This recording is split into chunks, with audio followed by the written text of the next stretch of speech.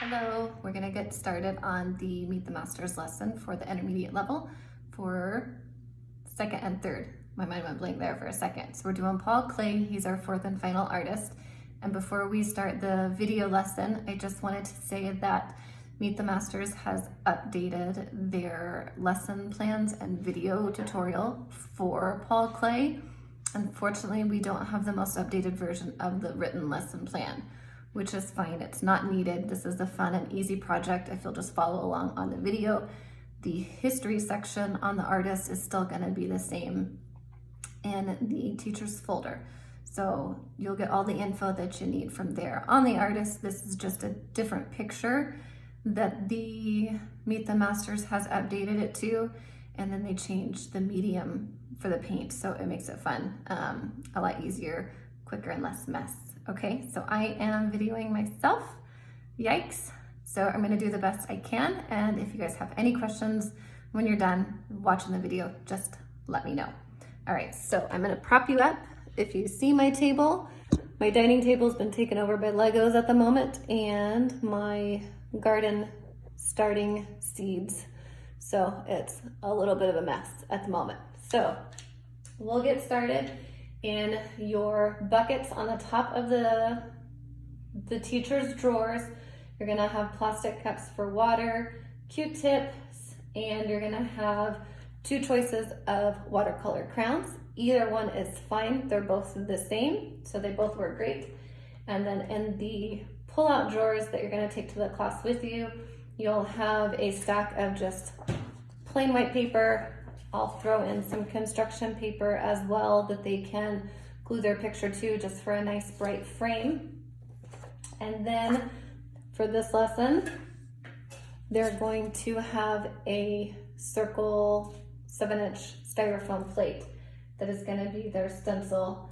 And the kids will just need to use a ruler if they want to make a nice perfect straight line. But again, this is abstract work, so it doesn't have to be perfect. So you'll have a couple examples in the buckets above that you can see. So you can see one has, it's a portrait, a very abstract portrait. So if you've read about Paul Klee, he liked portraits, he liked bright, bold colors, he liked music. He had almost a childish characteristic to painting. He didn't follow the typical rules that most artists did, and he kind of did his own thing. He liked using shapes and patterns, and it's just a unique project, so it's kind of fun. So I am gonna pull out my crayons, and then I'm gonna open them up, and we'll talk to the kids about warm colors and cool colors. So blues, greens, and purples are cools, red, orange, and yellows are warm, and they can pick out whichever colors they want to use for their portrait. So I personally like cool colors, so I think I am gonna stick with blue, greens, and purples for my picture. And then I will need one brown crayon for one time. For the others, I'll just set them aside. And then I will set my examples to the side as well. And then we'll get started. So the first thing that we're gonna do is we're gonna get our piece of paper, and I'm gonna put my circle stencil anywhere I want. So this is a nice relaxed project because we're gonna give them a guideline of the picture, and then they kind of get to do whatever they want. So I'm gonna pick green to draw my circle stencil. I'm just gonna put my hand here, color around, and make my circle. And that's it. That's all they need for the plate. We'll set that aside. They can use a ruler if they like, just to draw straight lines, or they're more than welcome to free draw as well. And just as a note, anytime you change colors, we always put that color that we're done with back in the box and grab a new one so that we can try and keep track of all of our colors. And as you can see, he uses bright, bold colors. He changes them all the time. So I am going to pull out my blue crayon, and I'm gonna eyeball somewhere around the center of the circle, and I'm just gonna draw a line straight down, and then I'll set my ruler aside, and we're gonna draw an eyeball. So We'll draw a line about here, like an upside down U, or you could think of a rainbow, and then we'll just bring it around and match it. And then I'm going to switch colors because, again, that's what he does. Lots of different vibrant colors. And this time I'm going to bring the other eye down a little bit. And I'll draw the other eye. And then we'll give him some eyeballs. Now they can be looking straight ahead. You could turn them sideways, whatever you're feeling like. And then we can color them in, and they don't have to be perfectly colored. When we talk to the kids about, if you press light while you're coloring, your color is going to be lighter. If you press harder, the color is going to be darker, bolder, more vivid. So I'm going to color in here and give him his eyes. And then the one brown crown that we talked about, we're really just going to use once. We're going to give him an eyebrow. We're going to start at the center line. And then we're just going to arch it up. And that was the extent of the brown crown. So the next thing we're gonna do is we're just gonna put lines in, we're gonna shade and color. Paul Klee liked to use different symbols. He would use circles or arrows or fish in his abstract paintings. So we can put those to the side. I would say, just to make the picture not terribly busy, a max of 3 to 4 of the symbols.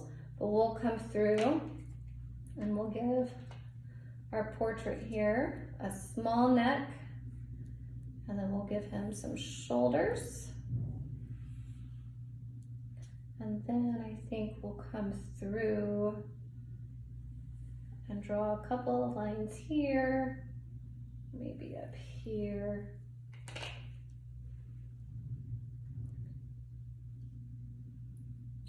We'll go here and draw a line about here, and we just keep changing our colors because that's the fun part of this. It's completely different and completely unique, and everyone's is going to look very different. All right, I think that is looking pretty good so far. So now we're going to start coloring in, kind of like we did with the eyeballs. We'll just shade in different sections.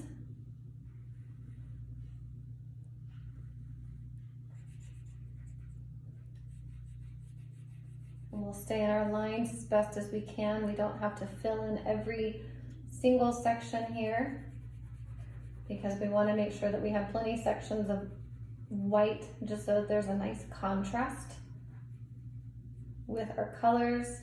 I'm going to put my purple crown back in. I'm going to grab my green. Hello everyone, I'm so sorry. I looked up and I realized it wasn't videoing. I apparently ran out of memory. So I deleted some other pictures and made some room. So all I did was go through and just color different sections. I tried to look around and just balance out colors. So I had 2 sections of blue, I've got 2 sections of green, a couple of sections of purple. And then the next thing I'm gonna do is just draw some symbols that he used. He was kind of known for putting random symbols in his pictures. You'll see those in the WordPress art when you talk to the kids about it. So we can do a fish, some circles, and then we'll color them in and just make them nice and bright. We don't have to color them in perfectly because they will blend pretty nice. So I'll get these colored, and then we'll tell the kids, you have 2 more minutes to color and then we're done. So I'm gonna put all of my crayons back in the box so that we don't lose them and they don't get broken. And then we'll have them set aside and we can put those up. Now the fun part begins. They get to get their little cup of water and a Q-tip, and then we're going to tap our Q-tip in, knock off the excess water, and then we are going to color and turn our crayons into paint. So I like to start with the lightest color first. So in this one, we're going to do green, so I'm going to knock that off, and then I'm going to go over it with my Q-tip, and then you can see that we didn't color it in perfectly, so there's still white back there. But when we get it wet, and we go over it with our Q-tip. It shades it in perfectly, and it kind of looks like a watercolor. So we'll just hit all of the green sections first. And then we'll go over our eyeball.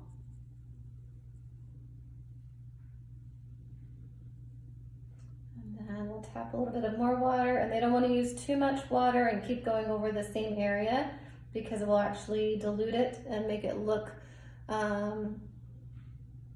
less colorful.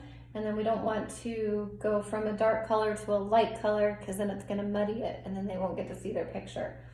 So I just did the greens. Now I think I'm going to go to blue, and you can see I have green on my Q-tip, and if I color in the blue, it gives it a little bit of a green tint, and then you can see our Q-tip is blue. We'll tap. And they can give their face more color if they like. They can color in more sections. I would say try to leave about 5 sections, maybe 4 to 5 sections of the face white, just so they have a good contrast between bright colors and the white. And now we'll shade in with our wet Q-tip over the blue area.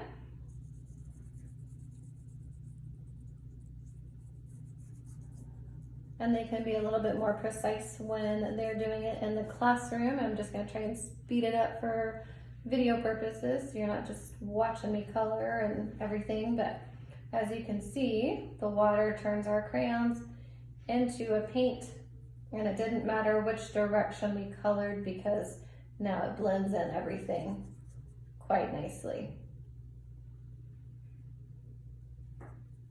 Hit all of our purple. You could do the outline as well in the other sections if you want, or you can leave them just the way they are. And that looks pretty good. So they can be a little bit more precise in the classroom if you guys have time. And then they can take their portrait and glue it onto a color construction paper just to frame it a little bit. And then, as always, on the back of it, glue the artist sheet and write their name on it. And then the teachers can display them or send them home. So I hope you guys like it. If you've watched the video and have any questions, just let me know.